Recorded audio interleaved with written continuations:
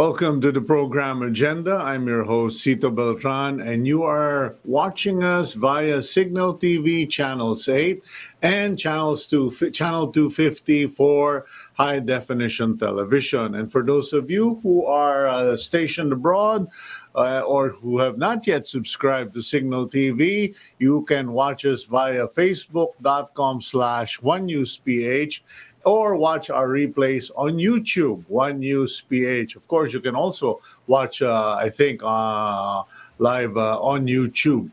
In any case, today is July 22, 2021. Thursday. Arvic, tingnan mo yung kodigo mo. REP, Arvic.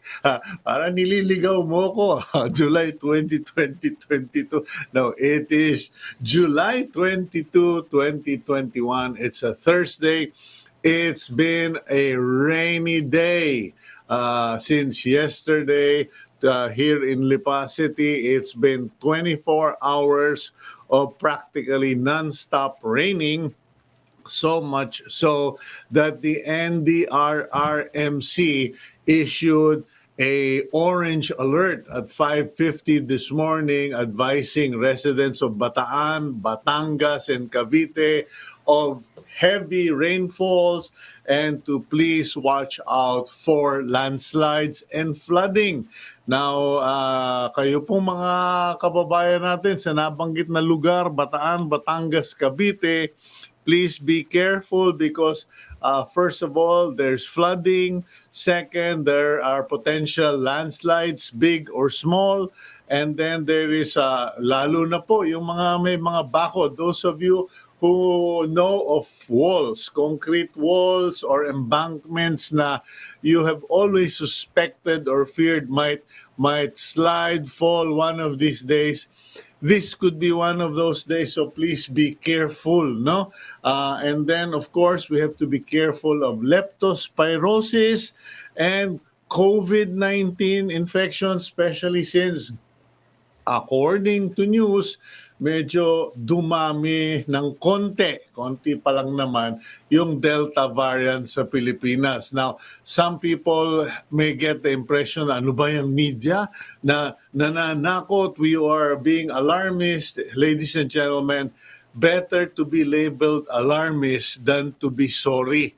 Because if you look at what happened in India, in Indonesia, Malaysia, 110 countries in the world, COVID-19 Delta variant is no simple virus. It is deadly and highly transmissible. Now, please check also on your pets. The other night, yung isang aso ko, iyak ng iyak. Hindi naman yung iyak na nasasaktan, but yung whining. One of my dogs was whining, so I went out. And good that I went out because apparently a banana tree had fallen on one of our water pipes and sprung a leak and was giving an infinite shower on the puppy, on the dog, which is why she was whining. So good thing I went out because I could have lost a dog and I could have lost a water pump. So pay attention to your pets, especially your dogs, because in weather like this, they could be your best defense sa mga magnanakaw against thieves, okay? And last but not the least, please be careful of your electrical system, particularly grounding kasi maski na yung tropa ko, even my people, we tend to be very careless about these things, and I'm paranoid when it comes to electricity, but only second to electric grinders that nearly cut my foot off 1 month and 1 week ago. So please, safety first, okay? Now, let's go on to the front page of the Philippine Star, find out what's on the front page. And there you go, Pacman open to joining the opposition for 2020. Senator Manny Pacquiao is open to join alliances with other parties for the 2022 elections, including opposition forces, Isang Bayan, and the Liberal Party. This is according to his de facto spokesman and former Bacolod Mayor Monico Puentevella. Pacquiao insisted that he won't leave the PDP laban unless he is officially legally removed from the party. Meanwhile, in other news, the IATF will review the appeal of Metro Manila mayors to restrict again children 5 years old and above from going out of their residence. Presidential spokesperson Harry Roque said experts have met to discuss the matter in light of the Delta variant threat. The IATF is expected to come up with a recommendation today. Panawagan lang po, nakikiusap po ako sa ngalan ng maraming Pilipinong naapektuhan ay on behalf of some millions of Filipinos who are always directly affected by these IATF declarations. If, understandably, if you decide to declare a lockdown, pakiusap, please give us advance notice, because that's what I wrote in my column for tomorrow in the Philippine Star on Cito.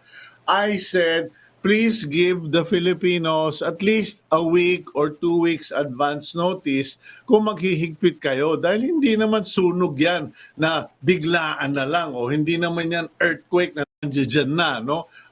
And of course, syempre, the sooner the better. But in the history of the IATF, they just casually make declarations without considering marami pong mga bumabiyahe, nag-book, nag-RT-PCR, gumawa ng schedule, nag-resign sa opisina o nawalan ng trabaho, bigla na lang magbabago kayo ng quarantine classification, meron na naman tayong locally stranded individuals. And of course, there are also people who did not know because they were in the hospital, they were in school, they were somewhere where they were not monitoring the news because their eyes and ears and mind was on work.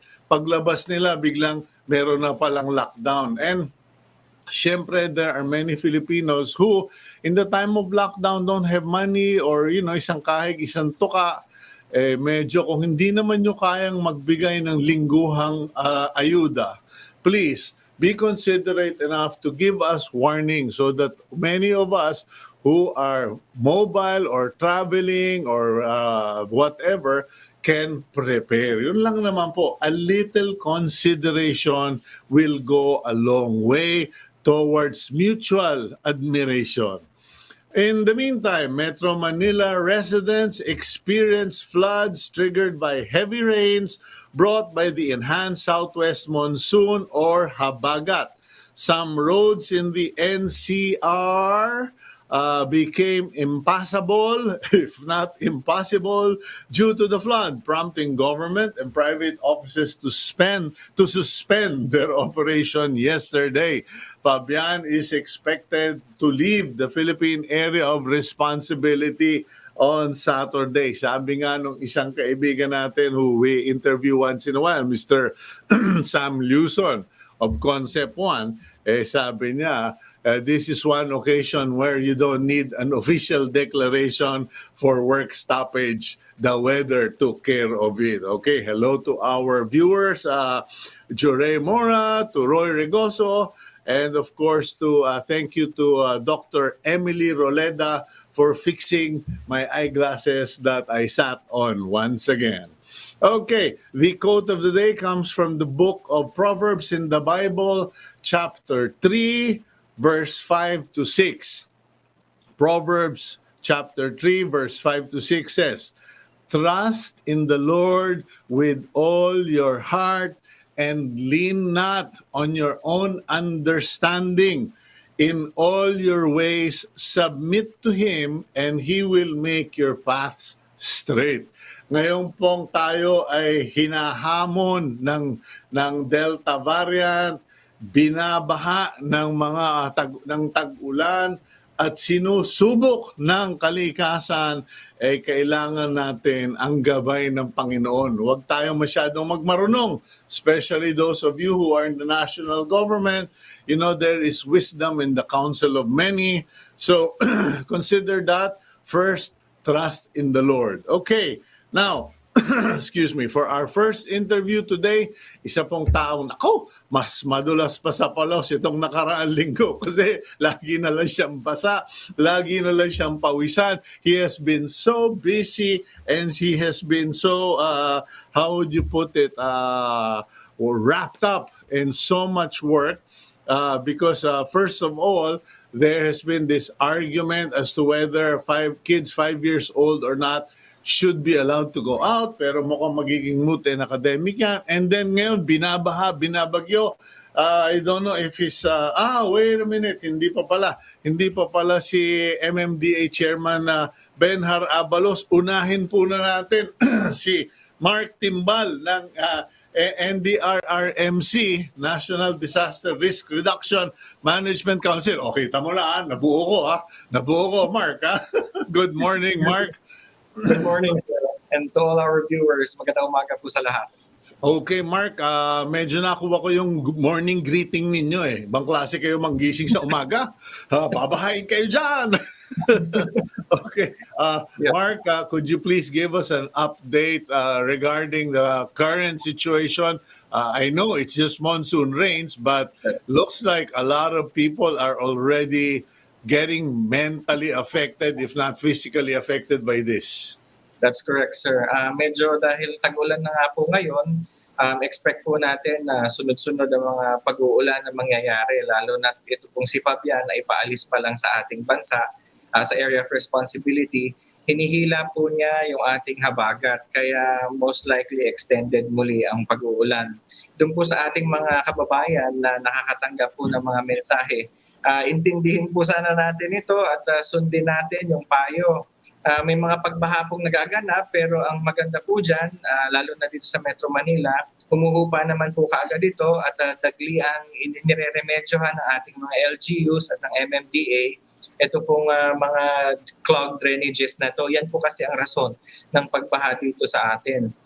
Isa rin pong paalala na dapat siguraduhin po natin yung proper waste disposal kasi yan po ang nagdudulot ng pagbaha doon sa mga areas pag bumabara po sa mga sewage natin. In the provinces naman po na nakakaranas ng malalakas na pag-ulan, ang ating po mga local government units ay on top of the situation para mai-address po yung mga pangailangan ng mga kababayan natin. Pag sinabi po ng LGU na kailangan po magkaroon ng evacuation, please sundin po natin yan.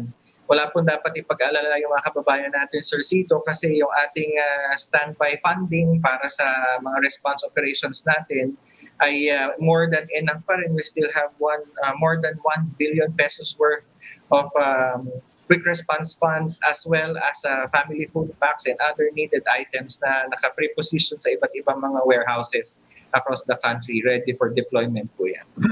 Mark, alam ko na, I know that you guys do, aerial monitoring. There's, parang disaster risk evaluation.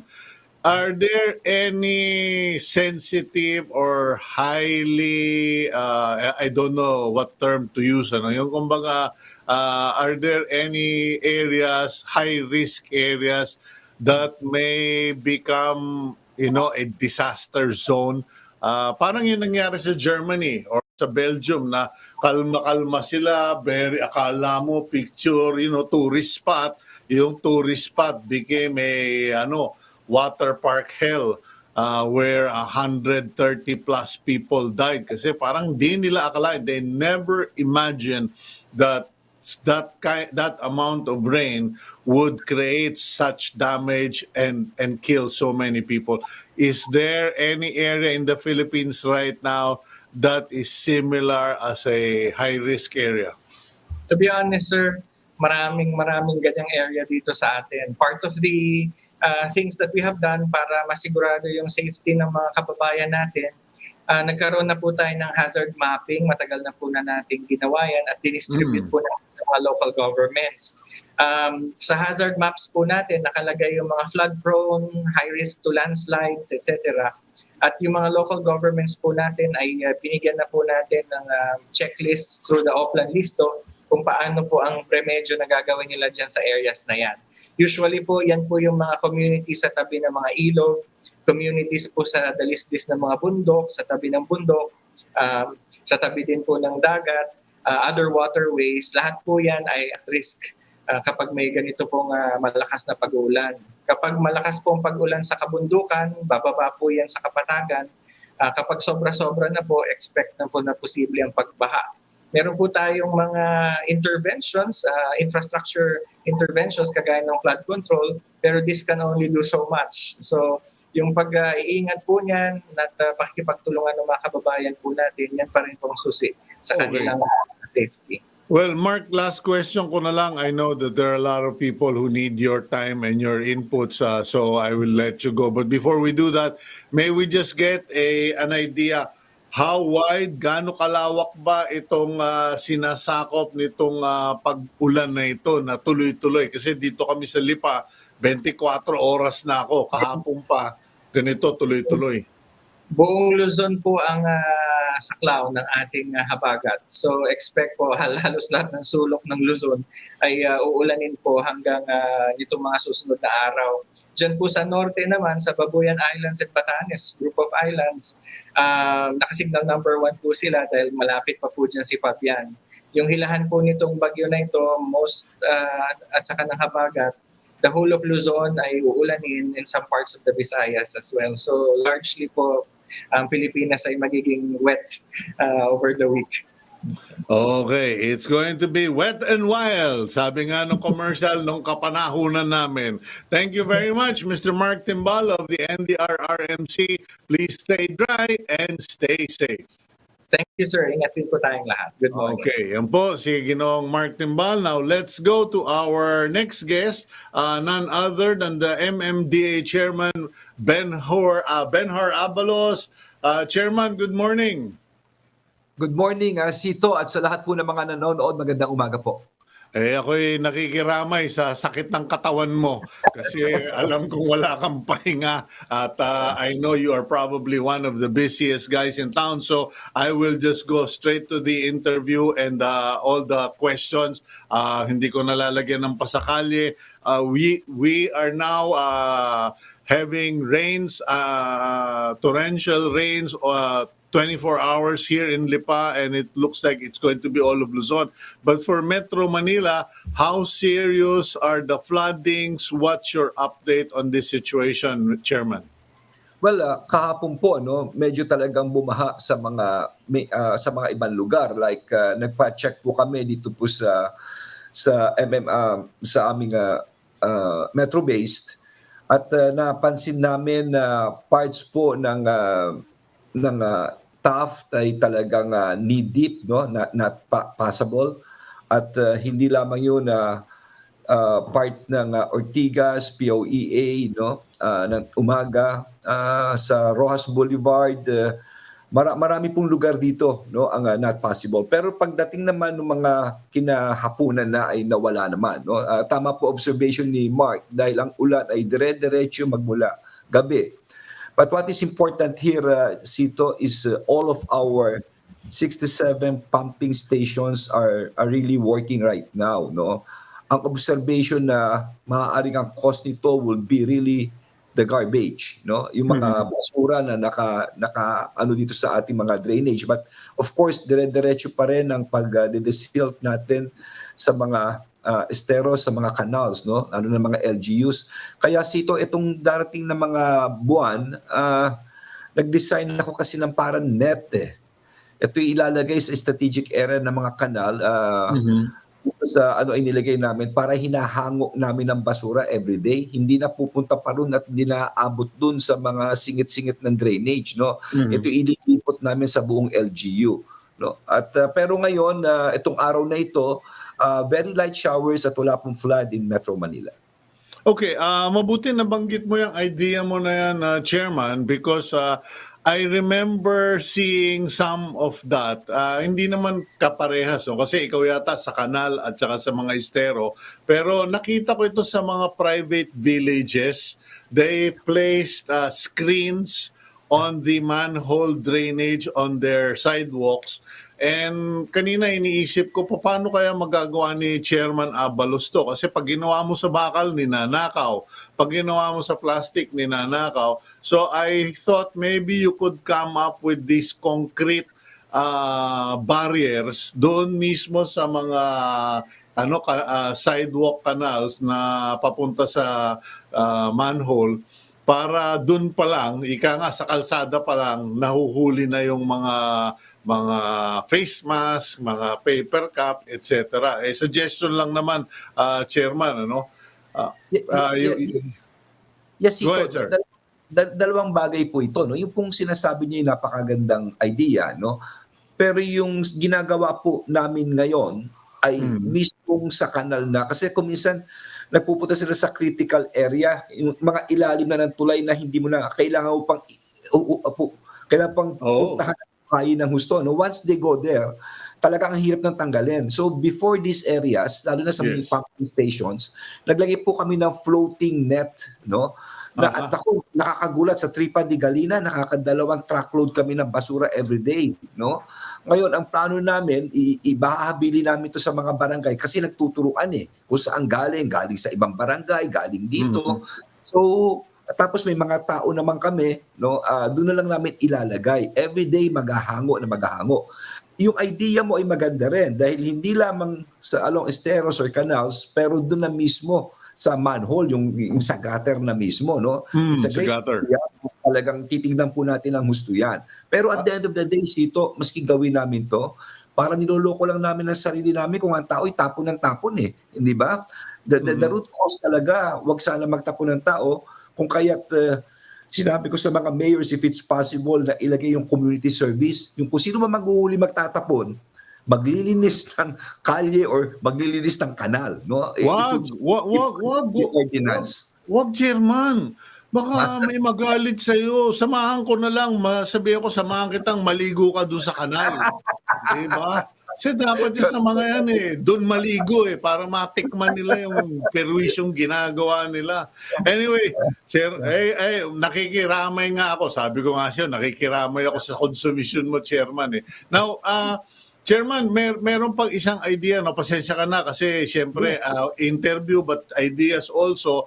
Matagal na naming sinasabi ito sa DPWH at saka sa mga iba-ibang city or municipality na yung kanilang mga kalsada or some areas in their localities have to be porous. Kasi puro na simento. Ang nangyayari, nagiging one giant concrete kanal tayo kayo sa Metro Manila. Kami nandito sa Batangas. Nakikita ko yung kaibahan And pasensya ka na, ikukwento ko na lang to. Nakita ko ito sa isang kulungan ng manok. Laging binabaha. Sabi ko doon sa mga bata ko, kunin nyo nga yung barinahin ninyo ng mga 3 o 4 na butas dyan sa kulungan. Nung binarena nila, binalik yung buhangin, hindi na binabaha yung kulungan. And it proves what I saw in Holland. In Holland, all of the sidewalks are pavers. Marami silang mga areas, lalo na yung mga commercial center, car parks. Ang simento may butas. Sabi ko, ba't ganyan yung mga simento dito? Para pag umulan, diretso ang tubig sa lupa, hindi yung kung saan-saan gumagapang. Chairman, alam ko ikaw, bata ka pa, very open-minded ka, baka sakaling pwede mo ipaglaban ng pitpitan yan sa DPWH kasi puro na lang tayo slab dito. Ayan, binabaha tuloy, tapos ang MMDA na problema. Well, tama ka, Cito, no? Kasi maski ako, we have the same observation.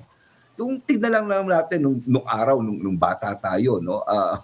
Yung mga open field natin, mga open field na lang. Nung ito'y nagkaroon ngayon ng mga konkreto na, no? Makikita mo, syempre, ang tubig, maghahanap yan sa pinakamababa Hindi ka mukha ng lupa talaga ina-absorb pababa, no? That's part of nature Kaya ang nangyayari ngayon, wala na mapupuntahan ng tubig. Talagang logical, it's very natural Kaya dapat we should think, kung hindi natin kaya, even yung mga pavers na naka-open na may mga damo-damo sa gilid Kaya nga, ang pinapaano ko to sa planning namin, sabi ko sa nila, part of the mandate of MMDA is really planning and even greening sa environment, sa ecology. And this will be part of our planning in Metro Manila. Not only the greening, but titignan natin yung mga spaces na wag naman tayo maging concrete jungle. In that sense, no, hindi lamang probably if you've got a very wide sidewalk, ako naniniwala naman sa sidewalk maganda, but if you have space to have these pavers or even plants, they could really absorb, lalo na yung mga umuulan ngayon, no? Pwede naman paghaluin ito eh. Kaya nga, importante rito talaga yung building code, no? Bakit? Kasi alam mo, may nire-require na open space for subdivisions, etc., etc. Alam mo yun? So, ako naman, dahil nga talaga napakamahal na lupa ng Metro Manila, hindi natin masisisi eh. Pero kaya nga kakato kami, we will launch this I Love Metro Manila. If it's possible, if one household could just adopt any sort of plant, kung hindi talaga kaya na isang puno, na isang shrub or whatever, we could do it eh. In a way, alam mo, it's not only about sabihin natin, baka hindi makatulong sa baha, pero it's more of the ecology eh. Kaya nakikita ko ngayong halaman mo sa likod mo, nakakainggit eh. Di ba? Sa lipa. Iba talaga. And you know, our children and our children's children, dapat ma-experience na-experience natin Cito nung bata tayo, yung ganun eh. Yung ganun greening eh. Yeah. Oh, okay. Mayor, Mayor, biglang Mayor, no, Chairman, dinemote bigla, no? Ano bang plano ninyo tungkol doon sa waterways natin? Kasi alam mo, nabanggit mo kanina yung nililinis ninyo yung mga kanal, estero, ngayon yung San Miguel Corporation, they're doing voluntary dredging of the Pasig River. Pero parang nagtataka ako, parang lone wolf na yung San Miguel, parang walang sumali, walang tumulong. And I saw a documentary, historical documentary in Edo, Japan, where their waterways became their lifesaver during times of disaster, lalo na nung panahon ng maraming sunog sa Japan dahil karamihan ng structures were made of wood. Their waterways became their lifesaver, and we've all been talking about the great earthquake. Yung pangamba ng marami, pag biglang nagkaroon ng big major earthquake at nagtumbahan lahat yung building na yan sa EDSA, etc., wala tayong lahat dadaanan kung hindi yung ilog. Pero yung Pasig River, wala. Hindi naman na parang, I don't know, am I right or wrong in saying that no one in government, past and present, seems to have taken our waterways seriously as an alternative? Parang, sige, gawin natin this month or linisin natin yung Pasig, pero no one has really done a serious job of it. Well, ganito yan, Cito, no? To have a brief background, we've got 273 waterways, rivers, canal, esteros, and of course, yung mga malaking ano. And out of that, we've got about 700 kilometers of natural waterways. About 1,000 kilometers of man-made.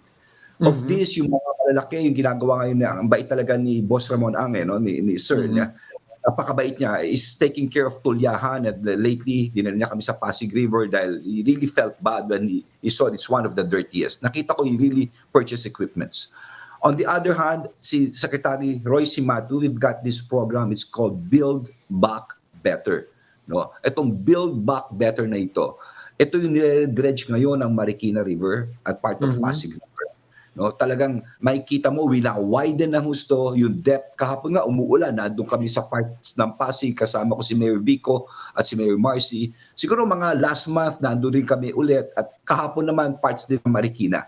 Because Marikina is, kumbaga sa gera, ito yung Marines sa tubig dahil nanggagaling sa Sierra Madre. No? Talagang diyan nanggagaling from Sierra Madre, lahat ng buhos po, dadaan ng Marikina River, kaya Marikina River. Now, kung lalaliman mo ang Marikina River, tapos lalaparan mo, tatanggalin mo yung mga sandbars, at yung i-reclaim mo talagang width ng Marikina River, makikita mo yung agos dire-diretso, ma-avoid yung flooding. On the other hand, another problem will be, of course, from Laguna de Bay, nai-stack going to Manila Bay. No? Kaya nga may mga calls before for a spillway, etc. No? Para that is really feasible, Cito, with the present technology that we have right now, specifically yung technology sa subway. Kasi may mga boring machines na ngayon na nandito sa Pilipinas. They could really make use of that. But that's another story. No?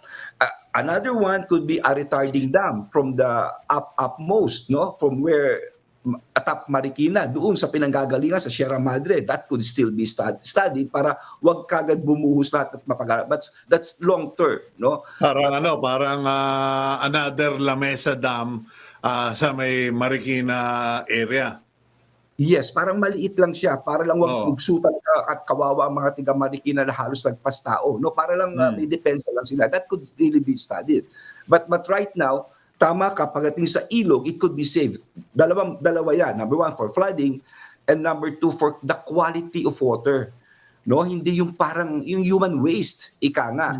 So right now, may gumagalaw na rin dyan. Nag-inaugurate lang kami ng STP dito po sa may Tripa de Galina, sa may, dito sa may, sa may Libertad Pumping Station, Yeah. at saka yung na sa Rojas Boulevard. Kung titignan yung quality ng tubig, ito yung napakagaling ni Secretary si Mato rito talaga, talagang inayos niya, na talagang yung tubig, ang laki ng pinagbago. And it's also being done right now in Pasig River dahil yung concessionary which is Maynilad and Manila Water, ginagawa na rin po nila yan. And Okay. then, this is the good news ito, no? Tama ka. Sa Japan, sa Edo, even in Thailand, they made use of their rivers. Kahapon kausap ko si Mayor Vico at si Mayor Marcy. Sabi ko, Yeah. alam mo yung easement along the Pasig River, pakita natin sa tao kasi kami po doon, diretso na sa Mandaluyong konti na lang Sabi ko, ba't pag dikit-dikitin ito, magbisikleta tayo, pagandahin natin ito. Tapos yung mga nakatira, I mean, let's also help natin mga walang Poso Negro para buhayin natin ang Pasig River. But then, continuous po ang dredging nito. Siguro, what is important here is communication. May communicate lang sa tao. Parang pantry yan If people will see that you're doing things, sasali sila Siguro ganun lang mangyari para hindi Okay. sila nakakaalam. Yes, sir. Let's just go for a quick break, Chairman, and when we return, pag-usapan naman natin yung MMC meeting regarding the withdrawal of permission for 5 years old, Delta variant, etc., etc. We'll be right back here on Agenda.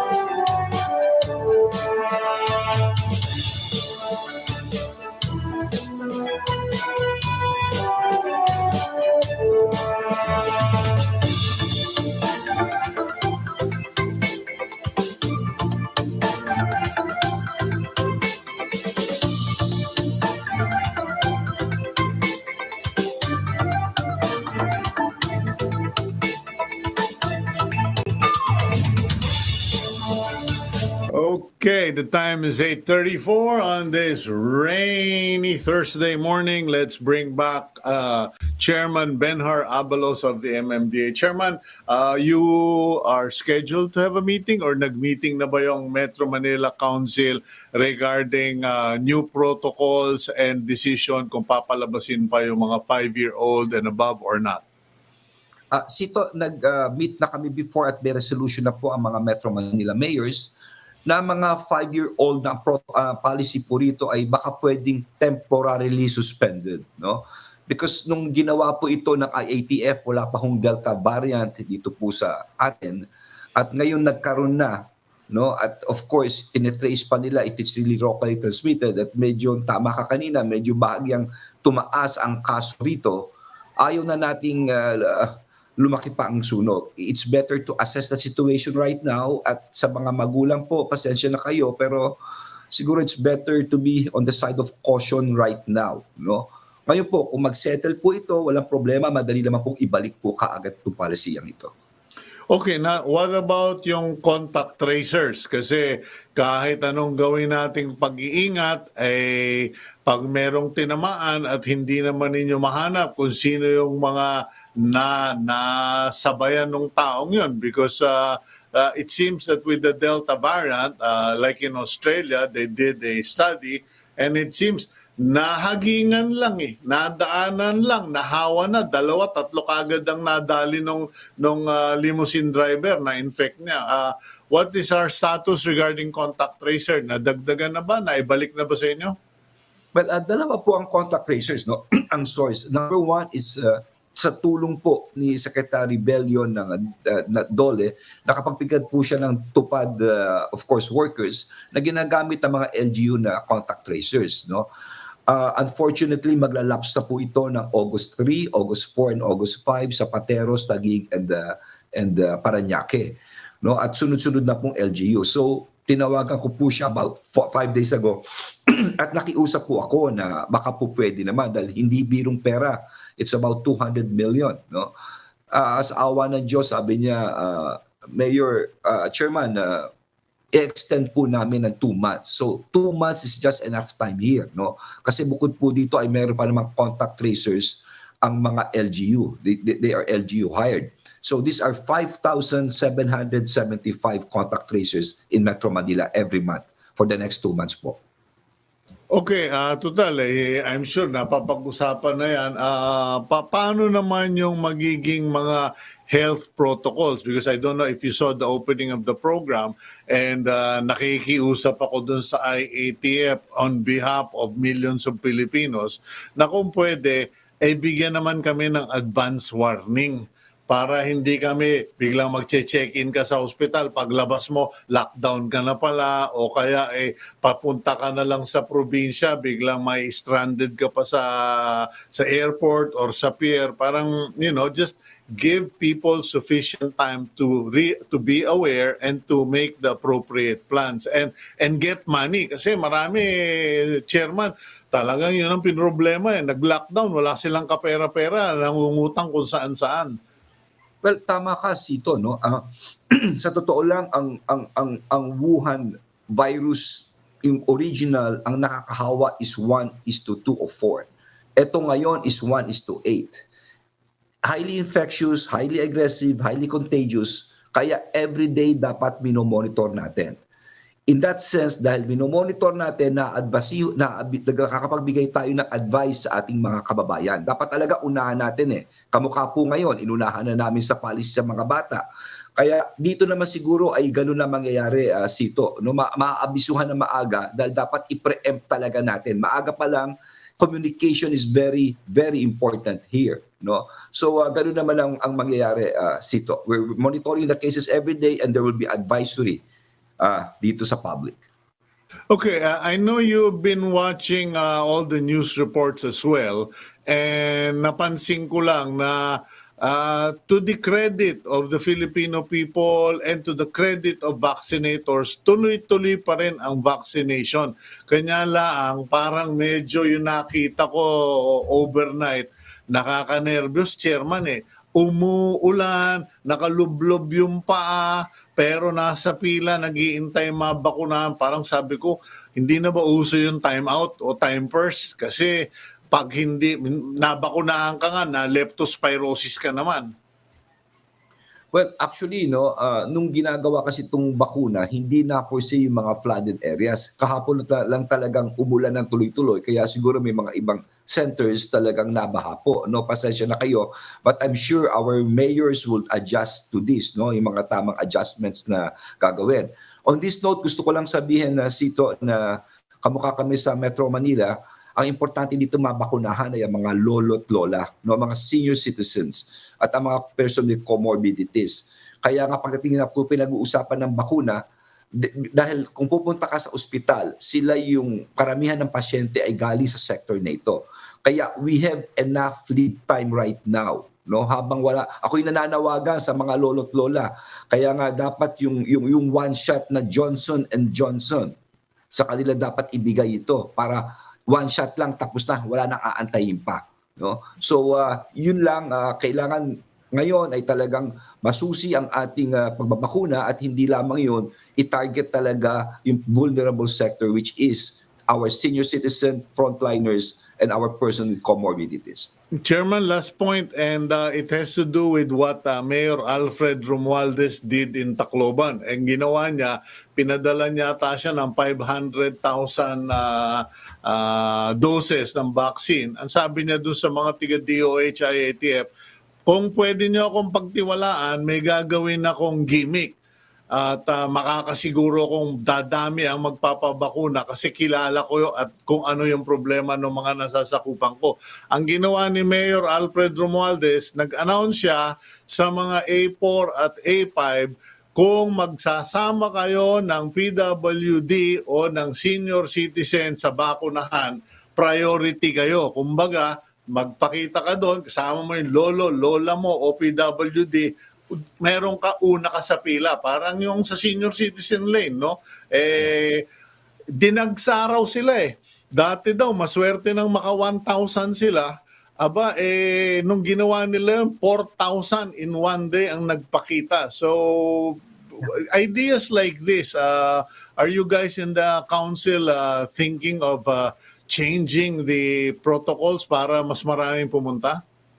Well, sa totoo lang, no, I mean, yung ginagawa ni Mayor Alfred should be lauded. Talagang marami mga innovations ang ating mga mayors po ngayon. At these are best practices na dapat i-share.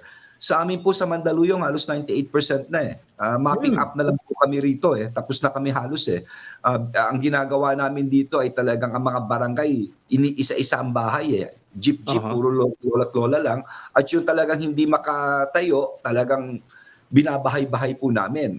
Actually, kasama ko pa nga si Menchi, yung wife ko, no, isang araw. At doon kami sa isang lugar, sa Gibson, no? sa may ano.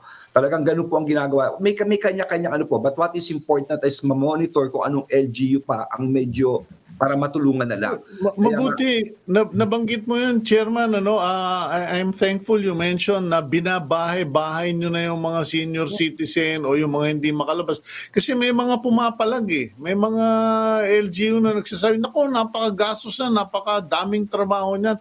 But I have been arguing for that because may mga tao talagang A, hindi nila alam, B, wala man lang pamasahe. Yung, di ba, meron nga mga trabahador na nangungutang pa ng pera para lang makapasok sa trabaho.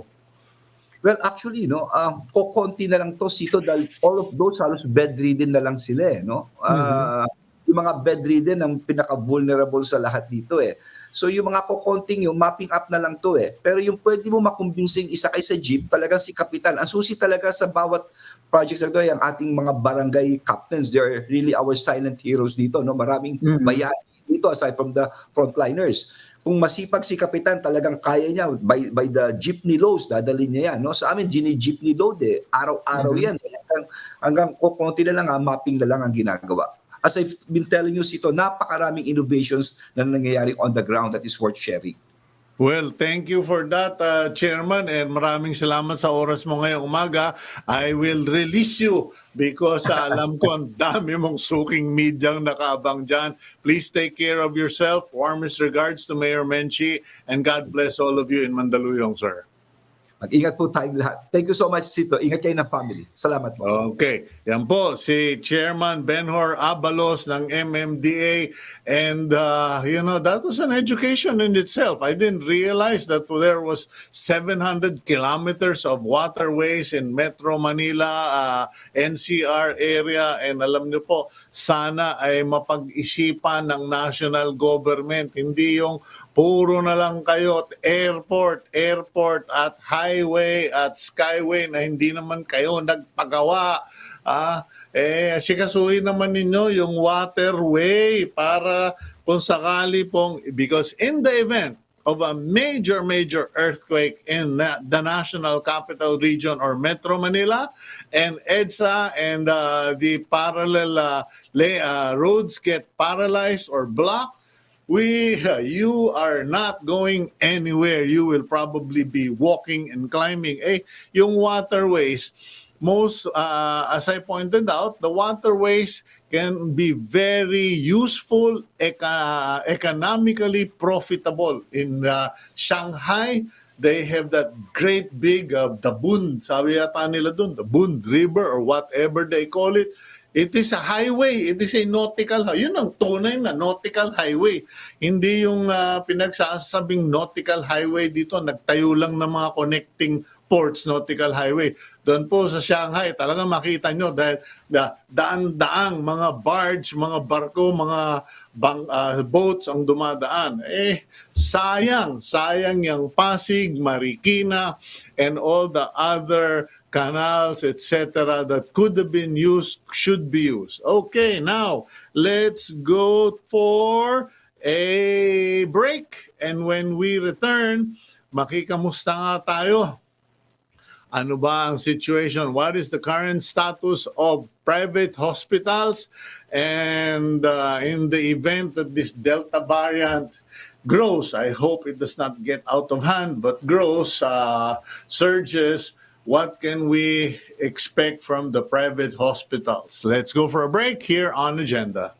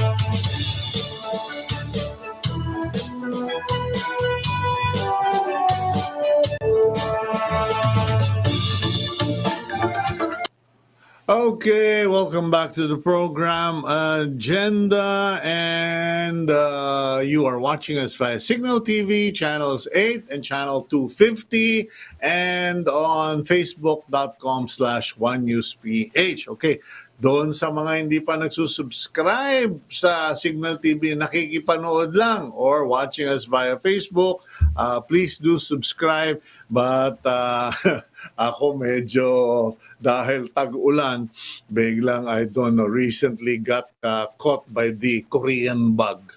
The Korean bug of police stories and detective stories, and but in a drama, I will confess, but not the iyakan drama sort of stuff. Yung mga cute ba? But anyway, I digress. Let's now go for our next interview. Let's find out. Ninaaliw ko lang kayo, maiba naman kasi Ginoo, itong ating problema sa COVID na ito. Let's speak with another regular on Agenda, the President of the Private Hospital Association of the Philippines, or PHAPi, Dr. Jose de Grano. Hi Cito, good morning. And kumusta ka na? Okay lang, sir. Matanong ko lang, no? Because there's a concern regarding this Delta variant. If it surges, what are the chances of the private hospitals meeting the demand? Well, the private hospitals have not lowered our guard.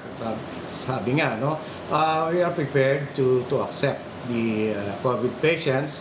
Ang problem lang namin, halimbawa talaga nagkaroon ng surge na sobrang dami, katulad ng halimbawa ng Indonesia and India, then our main problem then will be the number of staff, nursing staff, na right now ay kulang sa mga private hospitals. Okay, Doc, can I ask you to turn down or turn off yung monitor? Kasi nag-feedback tayo eh. Okay. Off the monitor. Oh, yun. Oh, i-ano muna or I'll ask our friend, our executive producer Arvic, bigyan na tutorial, pero hindi na bago si Dr. De Grano dati. Nag-interview yan dito, wala namang feedback eh. Anyway, the reason why we wanted to reach out to Dr. De Grano, ladies and gentlemen, is because at the end of the day, we need all hands on deck. And apparently, while the private hospitals have pre-positioned what is needed, what they cannot pre-position are the missing warm bodies. Kumbaga, there's not enough number of nurses. Now, we can talk and talk and talk about that problem, but it's a 4-year course. So, kung wala tayong nurses, meron kayang idea itong Private Hospitals Association kung ano ang pwede nating ipalit, ilagay muna, because I remember I was speaking to I think it was Senator Sherwin Gatchalian, where I was suggesting in the absence of actual nurses on the ground, is it possible for us to just stop those students who passed nursing school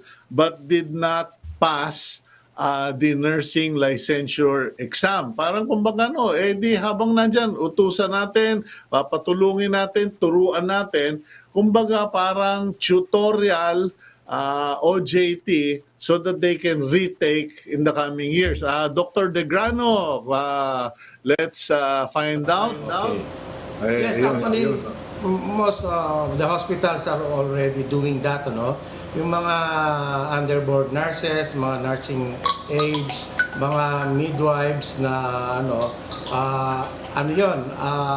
right now under the direct supervision of a licensed nurse, yun ang ginagawa namin. Okay, now under the direct supervision, but are there enough numbers or nabuisit na ba yung mga hindi pumasa at nagdesisyon na mag-ano na lang ako, mag-grab deliver na lang ako?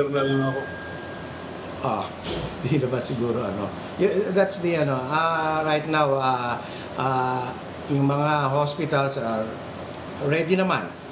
We have ample number of right now nursing staff, and then of course the doctors and healthcare workers.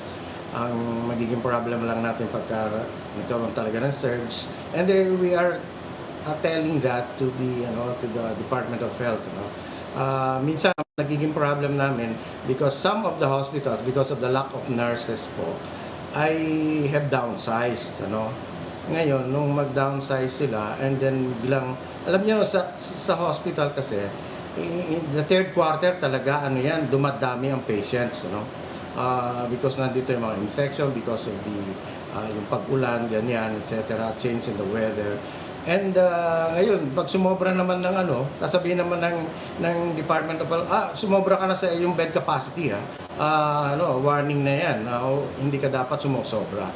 Sometimes the hospitals, they don't know what to do na. Okay, so paano ang gagawin ninyo? What would incentivize the hospitals to gear up? Because alam mo, 1 week ago, 3 lang yung Delta.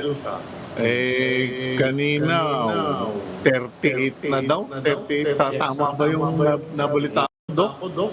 Yes. Yes, 38 na. Actually, kaya medyo mabagal pa rin kasi siyempre yung isa lang ata yung laboratory ng genome testing natin.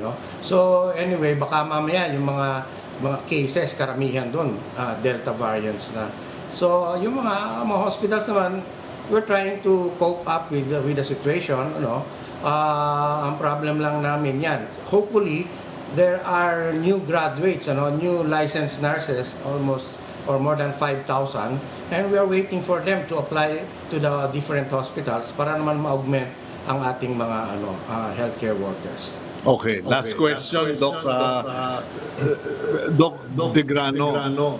Hindi naman ako nangiintriga, no? Pero marami na ba kayong naitabing oxygen tank dyan sa PHAPi? Kasi sinasabi ng mga tiga-DOH, noong pa raw nila pinaghandaan yan, marami nang natabi. Ayoko lang mangyari sa atin yung nangyari sa Indonesia. Yes po. So far naman po, lahat ng mga suppliers ay adequate naman po ang supply nila. Meron nga po din mga hospitals din na merong mga oxygen concentrator mismo. Sila na mismo nagpo-produce ng mga centralized oxygen. Pero yung mga oxygen tanks po, right now, okay pa po ang supply nila. Okay, well, it's good to know that, Dr. De Grano, and sana po ay magkatulungan na kayo ng PhilHealth, mabayaran na yung mga utang sa inyo, and ma-incentivize kayo dyan sa PHAPi because we don't know, we are up against, and all I can do is join you in prayer. Thank you very much, Dr. De Grano. Thank you very much din po.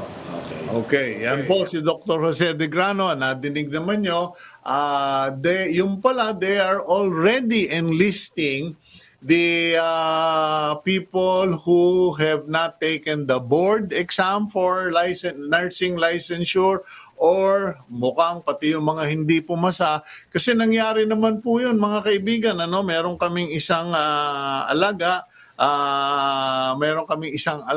na nag-nursing, naka-take 3 sa board exam, take 3, hindi nag-number 3, take 3. Parang ako, take 7 sa Math 11.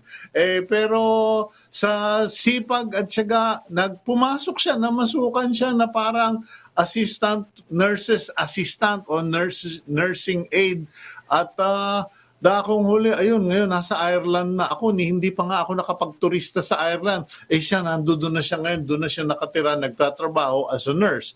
So, sa tiyaga, and that's why I was suggesting it, and apparently it's not new because many private hospitals are already doing it, and I just hope that when we need all the warm bodies, sana nagawa na ng PRC, ng CHED, at ng kung ano pang grupo na naipon na yung mga pangalan, address, contact number ng mga hindi pa nakakapasa o hindi pa nag-i-exam na mga nursing, medtech, lab technician, etc. para makatulong laban sa Delta variant. Okay, at this point, let's bring in the Netizen Report.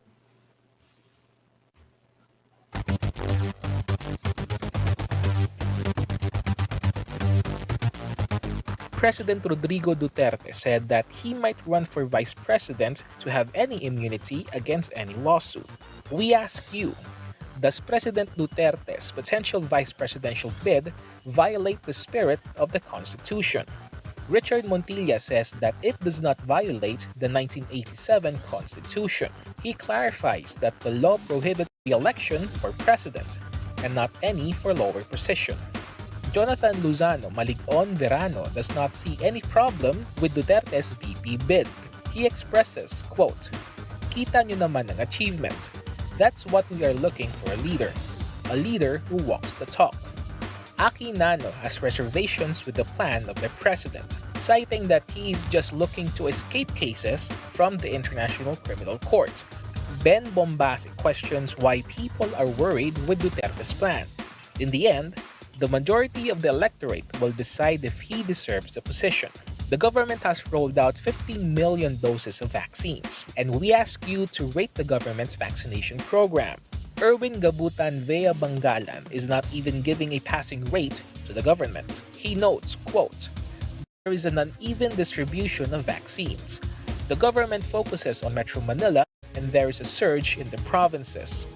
Antonio Serapio is on the other side of the fence. Antonio lauds the government for handling the COVID crisis very well. The program highlighted the increasing price of pork in the market, and we monitor the prices in your area. Nelson Uy states that price of pork in his area is overpriced. Andring Alcantara sighs not only for pork price. Andring claims that all basic commodities are costly. May Jeray Manzano compares the increasing price of pork with the COVID surge and oil price hike. May Jeray suggests a solution. Quote, government will subsidize to lower down the price or bring back the price cap. Okay, and that's today's agenda. Keep it here on Cignal TV, channels 8 and 250 for the latest news. I'm Cito Beltran. We are One News.